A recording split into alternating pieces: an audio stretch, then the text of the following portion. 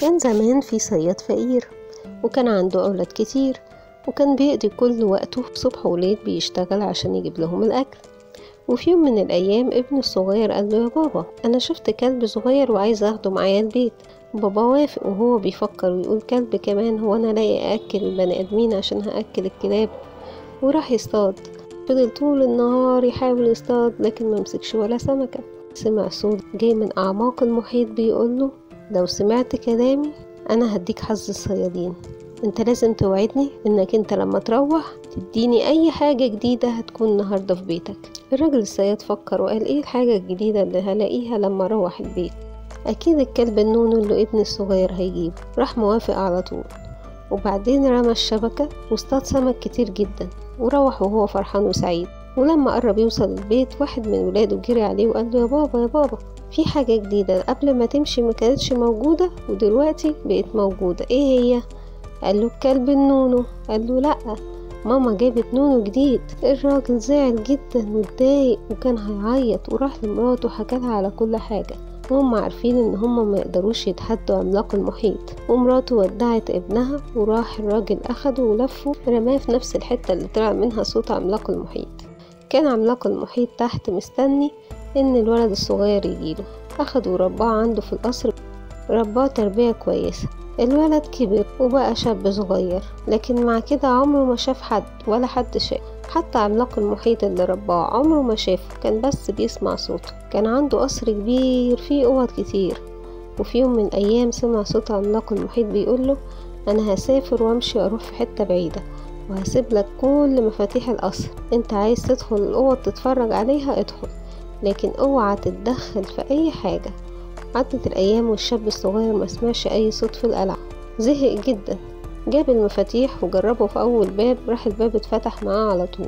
راح لقى في الاوضه دي اسد، والاسد ده كان تخين كده ومقلبز وصحته كويسه، لكن بص قدامه يشوف الاكل بتاعه ملقاش غير شويه قش. استغرب لكن قال: انا مش لازم اتدخل في اي حاجه، وخرج من الاوضه. بعد 15 يوم فتح اوضه تانية، بص لقى فيها حصنة مختلفة، واستغرب لما شاف ان الحصنة دي قدامهم لحمة، ورغم كده الحصنة متختخة وصحتها سليمة. قفل الأوضة ومشي. وبعد 15 يوم تانية فتح أوضة تانية، لقى فيها شوية أسلحة كتير ودروع ورماح وسيوف. عمره في حياته ما شاف الحاجات دي قبل كده وما يعرفش هي ايه. كان مستغرب جدا. وبعد 15 يوم تاني راح فتح الأوضة اللي فيها الحصان الأسود. قال: الراجل العملاق ساب لنا بالغلط القش ده بدل اللحمة، ايه رأيك ساعدنا وانا هكون خدامك طول عمري، دي اللحمة دي بالقش اللي عند الأسد. راح الشاب الصغير أخد اللحمة ووداها عند الأسد، والأسد طبعا كان مبسوط، وأخد القش من قدام الأسد واداله الحصان، والحصانة اتبسطت جدا. لكن بعد كده الولد الصغير افتكر ان العملاق قاله: لو اتدخلت في اي حاجة انا هقتلك، وقعد يعيط يعيط. راح الحصان قال له: انت مالك بتعيط ليه؟ قال له على الحكاية. الحصان قال له: انا اللي حطيتك في المشكلة دي وانا اللي هطلعك منها، فكني وانا سريع سرعتي اسرع من مية المحيط وانا ههربك. راح الولد الصغير فك الحصان. الحصان قال له: ادخل الأوضة بتاعة الأسلحة وخد منها درع وترس وسيف، واطلع تعالى اركب على ظهري وانا ههربك. راح الولد أخد الدرع والترس والسيف وركب على ظهر الحصان، أخد وجري بيه بسرعة فظيعة جدا. العملاق لما رجع واكتشف ان الشاب الصغير اتدخل في اللي ملهوش فيه، قال: انا هجري وراه عشان اقتله. لكن الحصان جري بسرعة وانقذه من العملاق. فضل الحصان يجري بيه لغاية لما أخدوا المملكة بعيدة على وش الأرض، وهناك الولد قدم نفسه للملك وقال له إن هو عايز يشتغل عنده. الملك بص عليه، كانت عينيه وشعره لونهم أسود لون سواد أعماق المحيط، وبص على إيديه لقى إيديه ناعمة. أنا هخليك تشتغل، تجيب الورد من الجنينة كل يوم وتديه البنات التلاتة. البنت الصغيرة لما شافته حبته على طول. اخواتها الكبار قعدوا يتريقوا عليها، لكن هي قالت لهم: انا شايفة ان الولد ده اللي بيشتغل عندنا خدام ما يفرقش حاجة عن اي امير جه يغني تحت بلكونتنا. الشاب الصغير شاف الفرسان والامراء كل يوم والتاني يجوا يغنوا تحت البلكونة بتاعة الاميرات التلاتة. هو قال: اتمنى ان انا اغني زيهم. وبص شاف انعكاس صورته في المية وقال: ما انا شكلي هو ما يفرقش عنهم حاجة. وراح لبس الدرع بتاعه وراح تحت البلكونة وقعد يغني: كان صوته جميل جدا لدرجة ان المنافسين بتوعه سكتوا وبطلوا يعزفوا وبطلوا يغنوا عشان يسمعوه. البنتين الكبار سمعوهم ومستغربين مش عارفين مين، لكن الأميرة الصغيرة عرفته على طول. وتاني يوم الملك أعلن عن مباراة في المملكة. الشاب الصغير عمره في حياته ما شاف مباراة، لكن لما بص كده شوية قال أنا هشترك، وراح جاب الحصان وجاب الدرع والترس والسيف وركب الحصان، ومع حصان زي ده ودرع زي بتاعه هو اللي فاز في المباراة. محدش خالص عارف مين الشاب اللي فاز في المباراة، لكن الأميرة الصغيرة كانت عارفاه وادته شريط عشان يلبسها. تاني يوم الملك أعلن عن مباراة جديدة، وأعلن إن أي حد اشترك في المباراة الأولانية ليه حق إن هو يشترك في المباراة التانية.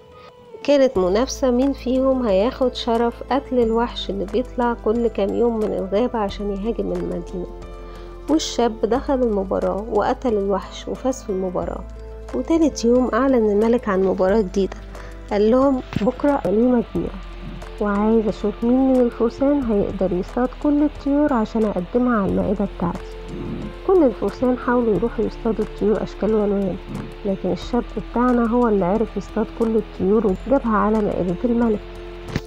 المرة دي الناس اللي شافته حفظت شكل كويس، لكن ما كانوش عارفين هو مين. كان في 2 أمراء جيران اتفقوا مع بعض وقالوا احنا هنسيب كل الشرف ويروح للراجل الغريب اللي احنا مش عارفينه. ايه رأيك؟ انا اقول انك انت اللي قتلت الوحش، وانت تقول ان انا اللي قتلت الطيور، وبكده احنا اللي هناخد الشرف قدام الملك. راح ال2 أمراء الجيران قالوا الكلام ده للملك. راح الملك قال كل واحد فيكم يختار أميرة يتجوزها. الناس كانت عارفة ان هم ما عملوش كده، وكانوا عارفين ان الشاب بتاعنا هو اللي قتل الوحش وهو اللي قتل الطيور، لكن ما كانوش لاقيينه لانه كان لابس لبس الخدم. الأميرة الصغيرة فاتت عليه وبصت له وضحكت له، وساعتها راح بكل شجاعة وقال للملك انا اللي قتلت الوحوش، انا اللي قتلت الطيور. والناس ساعتها شهدت معاه ان هو اللي قتل الوحوش وهو اللي قتل الطيور. والملك مرجعش في كلمته وقال له انت تختار العروسة اللي انت عايزها. اختار الأميرة الصغيرة واتجوزوا وعملوا حفلة كبيرة. عملاق المحيط بعت له هدية عقد من الألماس اللي مفيش زيه في كل العالم. عاش الشاب ومراته حياة سعيدة. بابا الصياد ومامته معرفوش كل الحاجات الحلوة اللي حصلت له دي.